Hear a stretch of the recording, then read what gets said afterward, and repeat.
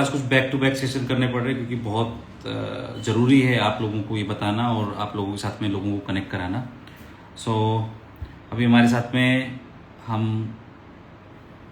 कुछ हमारे खास अजीज दोस्तों को जोड़ रहे हैं।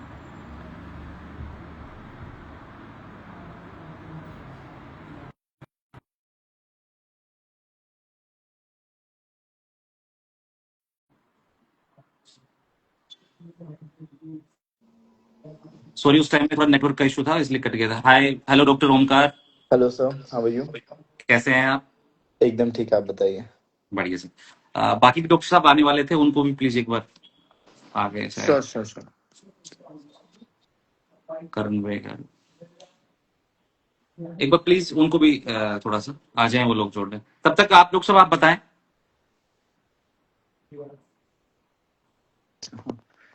हाँ जी सर।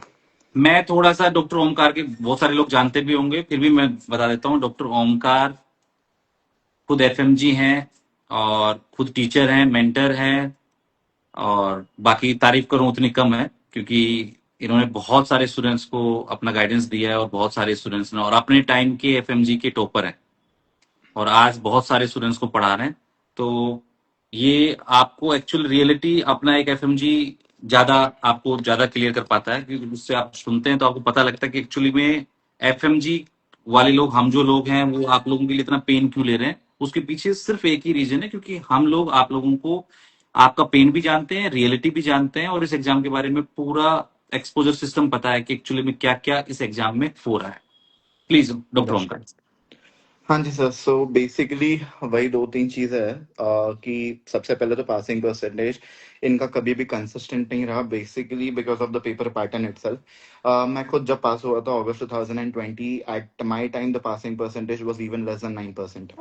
तो उसके बाद थोड़ा बढ़ा, वापस जून में एक बार डिप हुआ, वापस एक बार डिप हुआ, और अभी इस बार 12%। सो बेसिकली इनका पेपर पैटर्न या difficulty of questions has never been the same. एक तो ये रहा, दूसरा they have given a blueprint to be followed in the Bharat information sir, bulletin. do you want to join? Please, sorry to interrupt you. हाँ हाँ, sure sure I will add to Bharat sir also. Sure sure sure.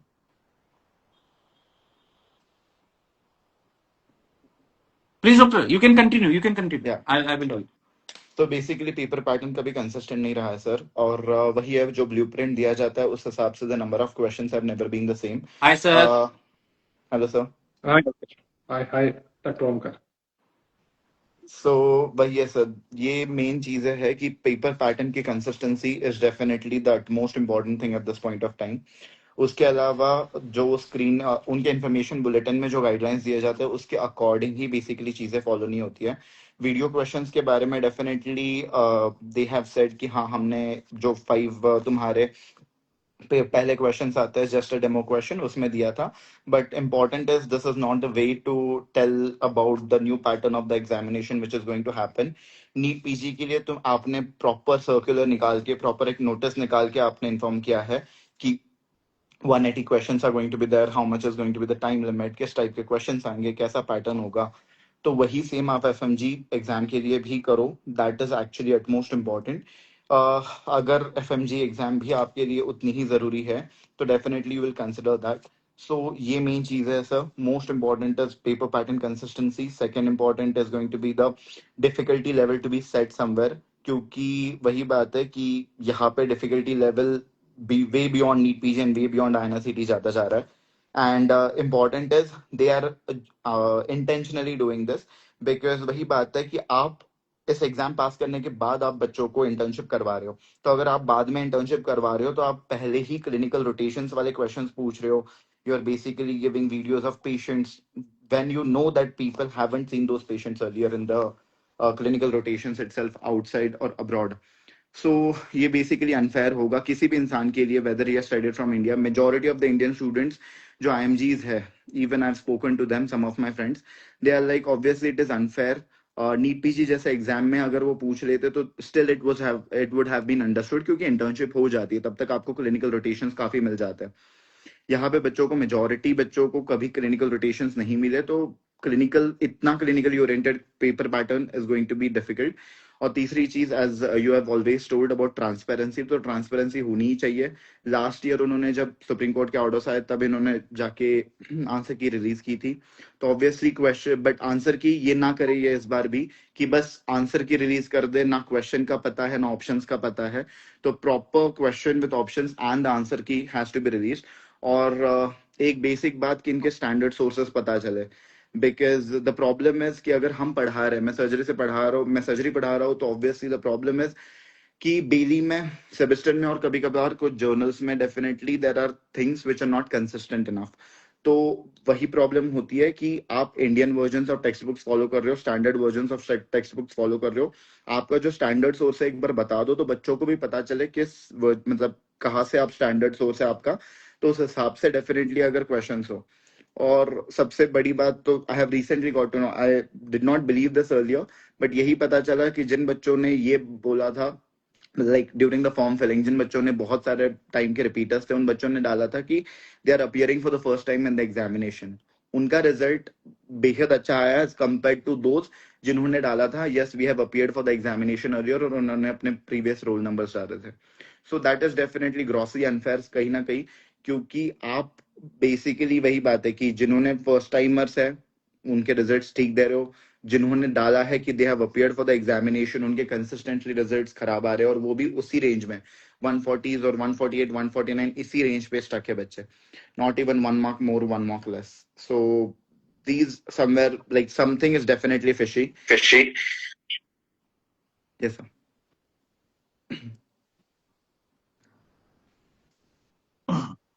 Hello hello, doctor Maruti, how are you? I am fine, I am fine. Bharat sir, आपका light नहीं आ रहा, please.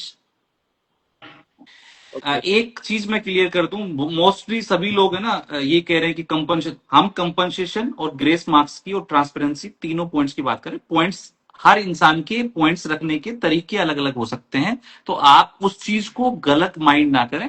Everyone giving the genuine opinion themselves कि कैसे बात रखनी चाहिए। बिल्कुल। और डॉक्टर मारुति भी एफएमजी हैं, फार्माकोलॉजी कर चुके हैं, ये सब वो लोग हैं जो आपकी, मैं इन सब लोगों को, और ये सब लोग आपके लिए आ रहे हैं, आपके लिए बताना चाह रहे हैं कि भाई क्या क्या प्रॉब्लम एग्जैक्टली चल रही है, और क्या क्या प्रॉब्लम ये लोग रोज देखते हैं इन चीजों में ड्यूरिंग अपनी पढ़ाई। इंडिया ने, इन्होंने एमबीबीएस बाहर से की, इंडिया में आके इन्होंने पीजीबी की, इंडियन सिस्टम में भी रहे, वहां पे क्या ग्लिचेस हैं, क्या क्या प्रॉब्लम हो रही है। पर आप लोग सुनने की कोशिश किया करो। आप लोग लिख रहे हो 40%, 50%, सर उन्होंने ये बोला।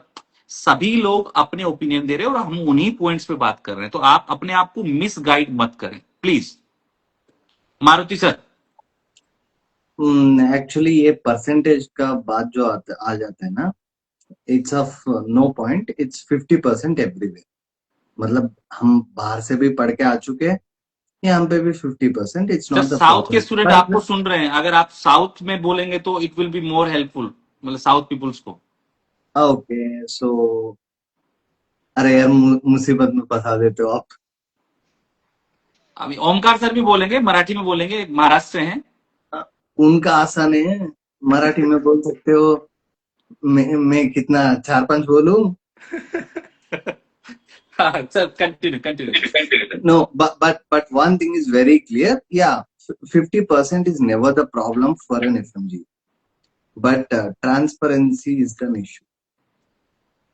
मतलब एकदम सीधी बात। अरे यार, मतलब आप एग्जाम कंडक्ट कर रहे हो, जो कर रहे हो, everything is accepted, but why there is no transparency? That becomes an issue, right? मेरा तो इस बात के अलावा I will not put fourth any other point here.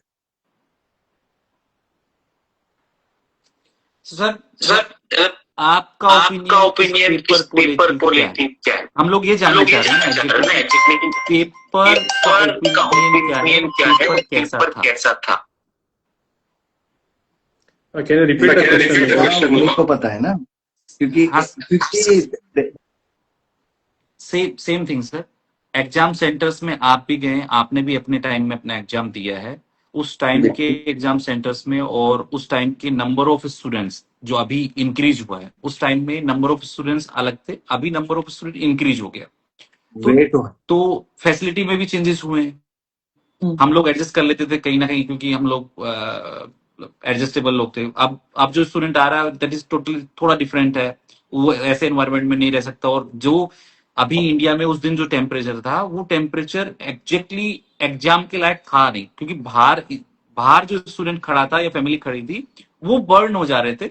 और जो अंदर जो स्टूडेंट था, तो सोचो उसको तो ब्रेन यूज करना है। बाहर तो खाली बैठा हुआ इंसान परेशान हो जा रहा था, तो उसको तो दिमाग से उन क्वेश्चंस को सोल्व करना है। और उसके अकॉर्डिंग जब वहां पेपर था, वो पेपर ही टोटल डिफरेंट था, क्योंकि एक तो actually temperature No, temperature the के साथ paper में is आपके पास already being pressure. made for FMGs totally unfair मेरे हिसाब से। बेसिकली मैं एग्जाम सेंटर पे था खुद, और लिटरली हमसे पूरे ब्रेक में खड़ा नहीं हुआ गया। Like we were get sweating like anything, और बच्चे अंदर से आके ये बोल रहे हैं कि एसी तो छोड़ो सर, कूलर या पंखे तक नहीं चल रहे ढंग से। और ऐसे मतलब ऐसी हालत में literally I have given my FMG NEET PG सब, बट मैंने इतनी खराब हालत किसी भी एग्जाम सेंटर की नहीं देखी। और कंसिडरिंग नोएडा 62 की अगर ये हालत है, तो बाकी छोटे मोटे एग्जाम सेंटर्स पे तो क्या ही हाल हुए होंगे। I am literally not sure. हमारे टाइम पे चलो हम एडजस्ट कर भी देते थे, रीजन क्योंकि फीस बहुत कम थी, 3 या 5 हजार फी थी। आज तुम 7 या 8 हजार फीस चार्ज कर रहे हो for these kind of facilities that you are providing. मतलब कोई एक्सपेक्ट ही नहीं कर रहा कि तुम बहुत अच्छी वर्ल्ड क्लास लेवल की फैसिलिटीज दे दो, एक बेसिक अच्छा बेयर मिनिमम अच्छा चलो एग्जामिनेशन यार, हॉल। हम फैसिलिटी भी छोड़ देते, इनका मतलब द क्वेश्चन वे, इसमें कोई सेंस ही नहीं है। तुम सर आप तो मतलब नीट पीजी का एग्जाम भी देते हो डॉक्टर ओमकार, आप तो नीट पीजी भी किए हो। डॉक्टर मारुति आपने तो अपना पीजी भी डन कर लिया, आप नीट पीजी का एग्जाम देने जाते हो। आपको क्या डिफरेंस लगता है एफएमजी का जो पेपर अभी जो पूछा गया और आपके नीट पीजी के पेपर में क्या डिफरेंस, मतलब आप बताएंगे? my NEET PG was easier than previous FMG। That's true. मैं अगर सर तो अभी, level doctor Omkar direct question to you, अगर आप अभी इस एग्जाम को लिखते और उस टाइम में जो आपने 209 marks, I think I am right ना, 221, हाँ। 221, हाँ जी। ओके, आपके उस टाइम में 221 थे, अगर ये एग्जाम आप अपेयर करते, how much marks you will get? I am उस लिटरली टाइम के नॉट अकॉर्डिंग श्योर। बताना, मतलब अभी उस नहीं, टाइम अभी पे, आप हाँ मैं टीचर वही हो, बोल रहा हूँ। बहुत सारे मल्टीपल सब्जेक्ट्स पढ़ाते हो, अभी के हिसाब से नहीं, अगर राइट उस राइट राइट। टाइम के हिसाब से आप बताओ तो आपको कितने मार्क्स मिलते? मैं खुद ही श्योर नहीं हूँ। आई वुड हैव इवन पास और नॉट, और I would have landed just at the cut off range somewhere. मतलब दो कॉन्सेप्ट्स ठीक हो, कुछ भी हो, बट अचानक से जो झटका बैठता है बच्चे को कि यार एग्जाम में बैठ के वीडियो क्वेश्चंस, जहाँ जिसका कोई अता पता ही नहीं है, जो जिंदगी में कभी पढ़े नहीं, अगर ऐसे क्वेश्चन सामने आ जाए तो कोई भी ये हड़बड़ा बना जाए, भी कितना भी अच्छे से देते पढ़ा हैं हुआ ना, हो बच्चा। इवन फैकल्टी सामने मतलब बैठी हुई हड़बड़ा जाए कि ऐसा क्या आ गया, ये कौन सा इसीलिए पेपर पैटर्न है। हमारे साथ डॉक्टर मतलब रोहित यादव भी जुड़े हैं, जो एफएमजी भी हैं और पढ़ाते भी हैं, ये भी एफएमजी को पढ़ा रहे हैं। डॉक्टर रोहित, आपका क्या ओपिनियन है? हेलो सर, हेलो भैया, good evening to all of you. Good. मैं बस सबसे पहली चीज तो जो मैं कहना चाहूंगा कि मेरे ही एफएमजी जो भाई बहन है, मैं उनके लिए ये कहना चाहूंगा कि ये हमारे हक की लड़ाई है जो हमें लड़नी है, और हम सभी को साथ में आना है। पहली चीज तो ये। दूसरी चीज ये कि अगर हम बात करें रिसेंट एग्जाम की, तो मैं यहाँ जयपुर एग्जाम जो अभी सेंटर आया था, तो वहाँ सेंटर पे गया था। तो फर्स्ट पेपर के बाद में जो बच्चे बाहर आ रहे थे, तो उनका सिर्फ यही कहना था कि भैया, एक तो इतनी भयंकर गर्मी है, ऊपर से अंदर ना तो पंखे चल रहे हैं, ना कुछ ऐसी व्यवस्था है कि हमारे पसीने भी सूख पाए। ऐसी सिचुएशन में ये है कि हम पसीने पोंछें या क्वेश्चन सोल्व करें। मेन चीज जो है कि भाई आप इतनी फीस ले रहे हो, तो वो किस चीज के लिए ले रहे हो? जब आप उस चीज से वो चीज प्रोवाइड ही नहीं करा पा रहे, तो फिर उस चीज का उस फीस का मतलब भी क्या निकलता है? ये है। एनडी वाले हमारा पसीने चूस रहे हैं, लिटरली बिल्कुल बोल ही बिल्कुल देता हूँ। बिल्कुल बिल्कुल। और मैं रिजल्ट के बाद में ऐसे बहुत से मेरे साथियों से मिला जिन्होंने मुझे ये बताया कि, और रिजल्ट से पहले भी अगर बात करें, एग्जाम से पहले भी बहुत से लोग ऐसे थे जो मेरे टच में थे, और वो काफी अच्छे से पढ़ाई कर रहे थे, बड़ी कंसिस्टेंसी के साथ में पढ़ रहे थे। मॉक टेस्ट में भी उनके 190 प्लस नंबर्स आ रहे थे। लेकिन अगर बात करें रिजल्ट की, तो उनके रिजल्ट में भी जो मार्क्स आए वो भी 120, 125, 130। तो कहीं ना कहीं ये रिजल्ट दिल से अगर हम देखें, तो कहीं ना कहीं ये अनफेयर तो था ही। डेफिनेटली। बाकी ये तो पानी ये पे तो लिखाई था। मतलब देखो इस एग्जाम में ना डॉक्टर साहब जो इकोनॉमी सब मारुति सर इस बताइए एग्जाम सर। में जो सबसे ज्यादा प्रोबेबिलिटी क्या रहा, एक एग्जाम सेंटर, एक ठीक। बच्चों के साथ में जो क्वेश्चंस जो वीडियो जो कि ब्लूप्रिंट में नहीं थे, कहीं बच्चों को आइडिया ही नहीं था कि ऐसा क्वेश्चन भी पूछा जा सकता। पेपर टफ होता तो डिफरेंट थी बात। पेपर में वीडियो क्वेश्चन जो कि बच्चा क्लिनिकल रोटेशन, ये बच्चा तो क्लिनिकल रोटेशन करके ही नहीं आ रहा। आप सभी को पता है कि क्लिनिकल रोटेशन तो आप इंडिया में करवा रहे हो, फिर 1 साल की इंटर्नशिप मत करवाओ। अगर आपको वीडियो क्वेश्चन देना है, 1 साल की इंटर्नशिप मत कराओ, कुछ तो डिफरेंट करोगे ना। नो नो नो, अनफेयर कब तक अनफेयर करोगे? One more thing to it. चलिए इन्हीं के हिसाब से चलते हैं ना अपन। मतलब let's go according to this people. कितना ग्रेजुएट हो चुके हैं ये लोग यहाँ पे जो पढ़ के बाहर आते। मैं मतलब मैं खुद PG one of the top most elite institute of Karnataka से किया हूँ। तो इनका भी अंदरूनी क्या है, it's of no use. Our graduates are way better than bloody these people. मैं तो खुलेआम बोल देता हूँ, मैं तो कॉलेज में भी बोल चुका हूँ। बेसिक सबसे बड़ी बात तो यही है सर कि इम्पोर्टेंट है, इन्होंने ना कम्युनिकेशन कभी किया है एफएमजीज के साथ, ना अभी भी ढंग से कम्युनिकेशन कर रहा है। अगर तुमने नीट पीजी वालों को अगर प्रॉपरली इन्फॉर्म कर सकते हो about the paper pattern and everything 3 months before the examination, तुम सेम एफएमजीज के साथ भी कर सकते थे, but you never considered FMGs as important कि मारुति तुम्हें सर ये अपने जरूरत साथ भी में ना महसूस 2 हो। डॉक्टर और जुड़ना चाहते हैं, क्योंकि अपने पास में श्योर। ओनली 3 स्लॉट ही हैं, 3 ही लोग। तो आप मारुति सर, आप अगर आप में से हाँ कोई भी बिल्कुल एक। बिल्कुल बिल्कुल बिल्कुल बिल्कुल। भरत सर आ गए हैं। रोहित भाई, आप मतलब हाँ इस एग्जाम मैं में मेरा ये कहना है, आप तो दूसरे इंस्टीट्यूट से, कई इंस्टीट्यूट से कनेक्टेड भी हैं, बहुत सारे बच्चे हैं। मैं आपसे बिल्कुल रिक्वेस्ट करूंगा कि आप सभी स्टूडेंट्स से एक रिक्वेस्ट करिए। ये प्रोटेस्ट उन्हीं स्टूडेंट्स का है, उन स्टूडेंट्स को इस प्रोटेस्ट में जाना चाहिए, अपनी मांगे रखनी चाहिए। और बिल्कुल मांगे के लिए जो बच्चों की डिमांड है, ऑलमोस्ट ऑलमोस्ट स्टूडेंट्स की डिमांड मेरे पास है। हमने पूरा स्टडी किया है, हमने अपने लॉयर से भी बात की है कि क्या क्या पॉइंट्स जो हैं वैलिड हैं, जो हमें बेनिफिट कर सकते हैं। वो सिस्टम्स के साथ हमने पूरे पॉइंट्स को स्टडी करके सारे टीचर्स के साथ में, बाकी और एक्सपर्टीज लोग जो हैं उन सबके साथ में हमने उन चीजों को एक पैनलाइज किया है, बनाया है कि भाई ये होना चाहिए, ये पॉइंट्स हमारे लिए वैलिड है और इन्हीं पॉइंट्स पे हम लोग जा भी सकते हैं, इन पॉइंट्स पे हम आगे बढ़ सकते हैं, ताकि स्टूडेंट्स को उसका बेनिफिट मिले। और हम इस प्रोटेस्ट को ऐसा, मतलब देख, डॉक्टर प्रोटेस्ट कैसा करता है कि साइलेंटली डॉक्टर्स कभी भी अब्यूजिंग लैंग्वेज, कभी नेशंस के बारे बिल्कुल में कभी बात नहीं करता है। And we will wear the अपना जो है एप्रन कोट पहनेंगे और हम लोग जाएंगे और वहां पे बैठ के शांति प्रिय तरीके से हम इस बात को रखेंगे। तो आई just request you all the teachers, आप सभी लोग प्लीज, आप सभी अपने स्टूडेंट्स, अपने कलीग्स जो भी हैं, आप जहां भी पढ़ा रहे हैं, जिन लोगों से कनेक्टेड हैं, प्लीज 3 अगस्त की क्लास ना हो, एक ये श्योरिटी हो जाए। और साथ में वो स्टूडेंट्स को गाइड करके वो जंतर मंतर पे प्रोटेस्ट में सभी जाए, उनके पेरेंट्स भी जाए। किसी के बीच में मिथ लग रहा है कि भाई हमें नहीं जाना चाहिए, आइडेंटिफाई कर लेंगे, भाई वियर द मास्क। वैसे भी बिना मास्क के भी कुछ नहीं होने वाला, क्योंकि पहले आपको पेपर जो है उनको पता है। और आपके प्रोटेस्ट करने से जनवरी का पेपर डिफिकल्ट नहीं आने वाला, क्योंकि इससे ज्यादा डिफिकल्ट नहीं आएगा। लेकिन आपके वहां जाने से जैन का पेपर में वेटेज आपको मिल जाएगी, इस पेपर में आपको वेटेज मिल जाएगी, आपकी आंसर की ट्रांसपेरेंसी मिल जाएगी, और जो वीडियो क्वेश्चंस पूछे गए हैं उन वीडियो क्वेश्चंस के बिहाफ पे आप लोगों को मार्किंग मिलके अभी एट ए प्रेजेंट में इस एग्जाम में आपको बेनिफिट मिल जाएगा। जो बाउंड्री लाइन पे है, बाउंड्री लाइन से भी दूर है, तो जितनी वेटेज ऑफ क्वेश्चन थे, जो जो क्वेश्चंस वीडियो बेस्ड क्वेश्चंस पूछे गए, उतने मार्क्स आपको मिलने चाहिए।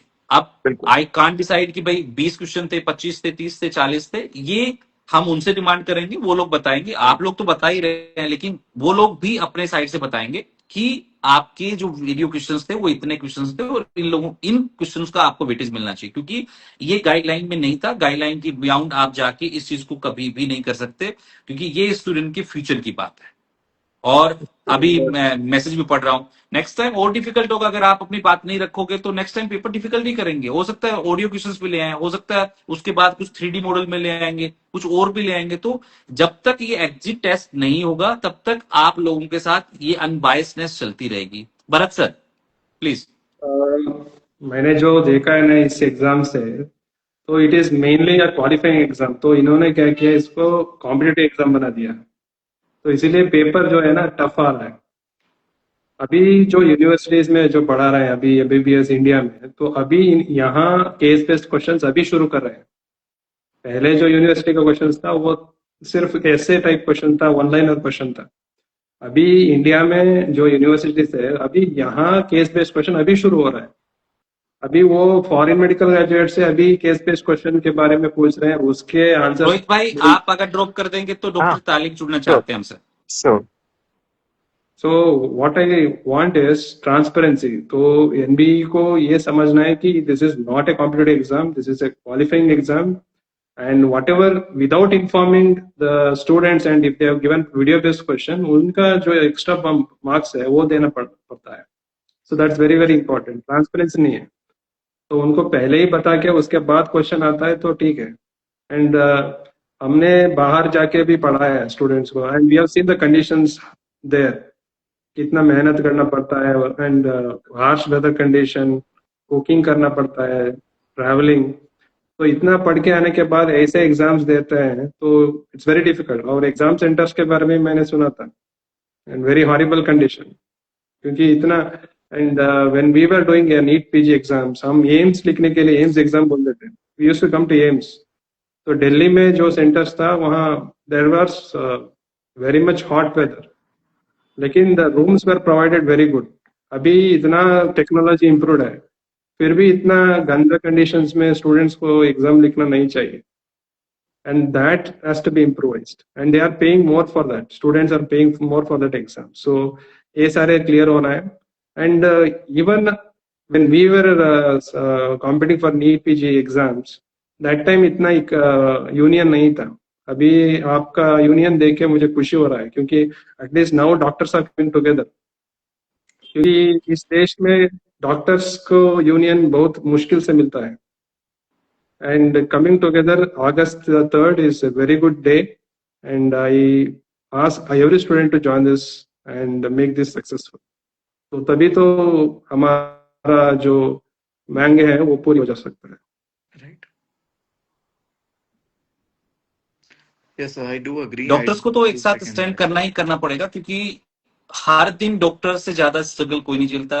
अपने एग्जाम्स में फाइट करके जाते हो, देन हॉस्पिटल में फाइट्स करते हो, देन आप पीजी में सीनियर जूनियरिटी का फेस करते हो, उसके बाद में पेशेंट आता है, आपने कोई रॉन्ग भी नहीं, आपकी गलती भी नहीं है, देन ऑल्सो आप पे आपकी पिटाई भी हो सकती है, आप पे रॉन्ग ट्रीटमेंट का आप पे केस भी लग सकता है, फिर आपको कोर्ट में भी जाना है, और फिर आपको अपनी काउंसिल को भी रिप्लाई करना है, क्योंकि केस होगा तो आपको काउंसिल में भी, और बहुत सारी चीजें तमाम। हर दिन एक डॉक्टर हर डिफिकल्टी को फेस करता है, और डिफरेंट टाइप ऑफ डिफिकल्टीज हैं।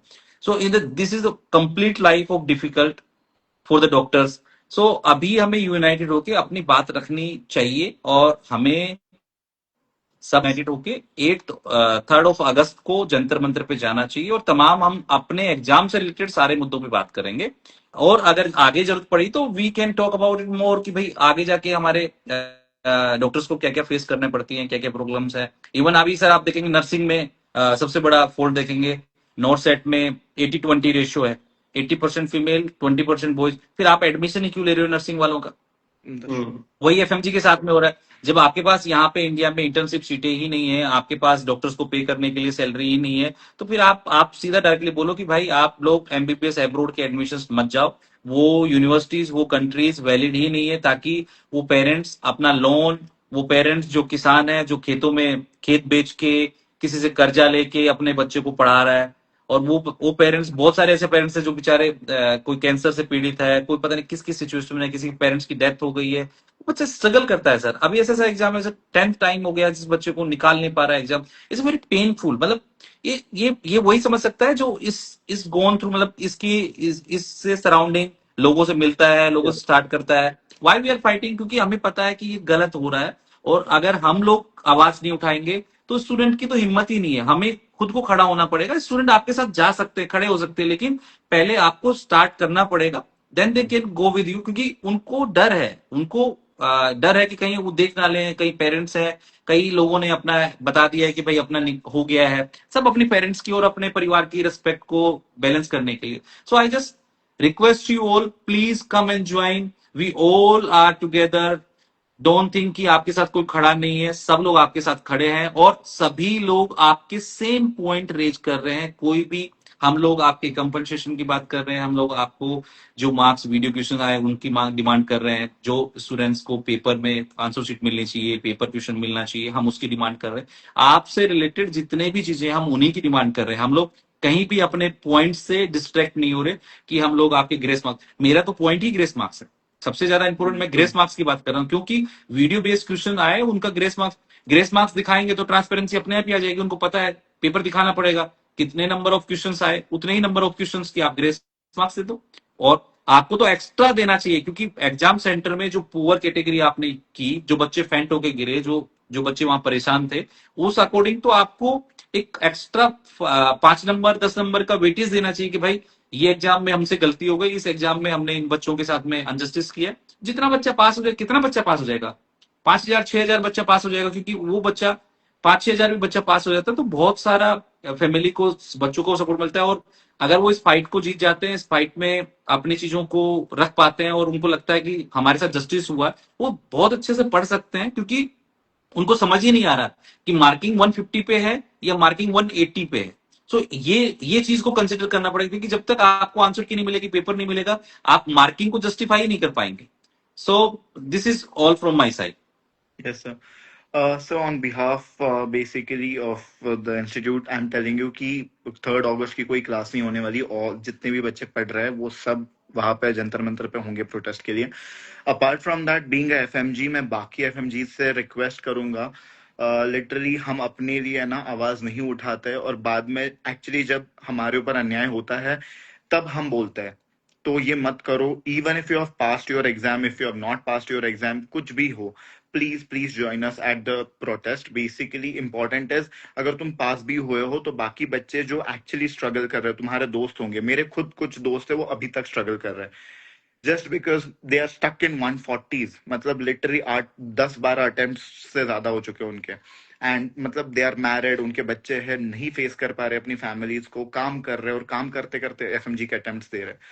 तो वही बात है कि अभी अगर आवाज नहीं उठाओगे, we are standing for you, all of us are together in this, each and every faculty, doctor Jaswant has taken the lead. So basic बात है कि अभी चांस है तुम्हारे पास। अब तुम अगर ये बोलोगे कि इस बार हम नहीं आएंगे, अगली बार देखेंगे, तो अगली बार कुछ नहीं है। इसी बार आवाज उठानी है, इसी बार डिसाइड कर लो कि हाँ, जो भी है, जितनी भी ट्रांसपेरेंसी आएगी, जो भी कम्युनिकेशन होगा, वो इसी बार होगा, और एटलीस्ट जस्टिस मिलेगा। जो बच्चों ने इस एग्जाम में सफर किया है और जो आगे आने वाले एस्पिरेंट्स है, एटलीस्ट उनके साथ तो न्याय होगा। At least they would not suffer, they do not have to go through this hell again and again and over again. So it's a humble request from my side, please do join us. This is the final battle. Yes. अगर इस बार किसी ने अपनी आवाज में उठाने में, या इस बार आप लोग नहीं गए ना, मैं आपको डैम श्योर कर रहा हूं, आपके लिए कोई जिंदगी में खड़ा नहीं होगा। आपका अपना भाई नहीं खड़ा होगा। क्योंकि जब आपके लिए करने, लोग कर रहे हैं, सब लोग आ रहे हैं, क्योंकि एक तो लोगों को गैदर करना छोटी बात नहीं थी, it's very very big thing. मैं इतना कर पा रहा हूं क्योंकि मुझे सब लोग जानते हैं, और हम लोग सब एक ही फेडरेटरी से आते हैं, सब लोग प्यार करते हैं कि ठीक है, ये जसवंत कर रहा है, बाकी और फैकल्टीज हैं जो हमारे साथ में, हमारी टीम है, वो सब कर रहे हैं, तो उनको इतना ट्रस्ट है कि ये कर लेगा और हम लोग कर लेंगे साथ। और अब आप लोग अगर साथ में खड़े हो तो 100% हम लोग कर लेंगे। लेकिन अब आप इस बार नहीं आए तो आई एम मेकिंग श्योर, मतलब बार बार मैं इस बात को इसलिए कह रहा हूं क्योंकि आप अपनी आवाज ही नहीं उठाना जानते, तो फिर आपके लिए कौन खड़ा हो गया? क्यों अपना टाइम खराब करेगा? मैंने 1 महीना ऑलमोस्ट इस पे दे दिया है, फिर आप इससे जिससे ज्यादा कोई भी नहीं दे पाएगा। क्योंकि मैं चाहता था कि ये हो, इसलिए हम लोगों ने इतनी मेहनत की है। और 3 अगस्त को अगर आप लोग आते हैं, मैं श्योर, मैं मतलब वादा कर रहा हूं आप लोगों को, आपको जस्टिस मिलेगा। लेकिन आप 3rd of August को नहीं आते, मैं I am literally promising you, जो भी केस चल रहा है वो चलता रहेगा जैसा चल रहा है, जो भी जस्टिस आएगा, जो भी आएगा, वो फिर बाकी देखी जाएगी। पर आप लोग नहीं आए तो मैं क्या, कोई भी नहीं कर पाए। जितने भी मैं लोग अभी आ रहे हैं, जितने भी आपके टीचर्स हैं या आपके सीनियर्स हैं, कोई नहीं आएगा। उनको पता है कि कोई इकट्ठा ही नहीं होगा, सबको पता है कि कितना ही कर लो, ये लोग आने वाले ही नहीं है, तो कौन खड़ा होगा। ओमकार भाई, एक बार आप मराठी में कुछ बोलते हैं, बहुत सारे बच्चे जो है आपको कर रहे हैं, दादा दादा मैसेज कर रहे हैं काफी देर से। शुअर. सो मी आता एकच म्हणेल की जेवढ्या पण आपण गोष्टी आतापर्यंत मागत आलोय त्यासाठी हीच वेळ आहे. याच वेळेस तुम्हाला डिसाईड करायचं आहे की तुम्हाला तुमच्या हक्कासाठी लढायचंय की नाही लढायचं. जर तुम्ही आत्ताही हा चान्स हातातून घालवला तर त्यानंतर तुमच्यासाठी लढायला कोणीही उभं राहणार नाहीये. सो बी अवेअर ऑफ दॅट.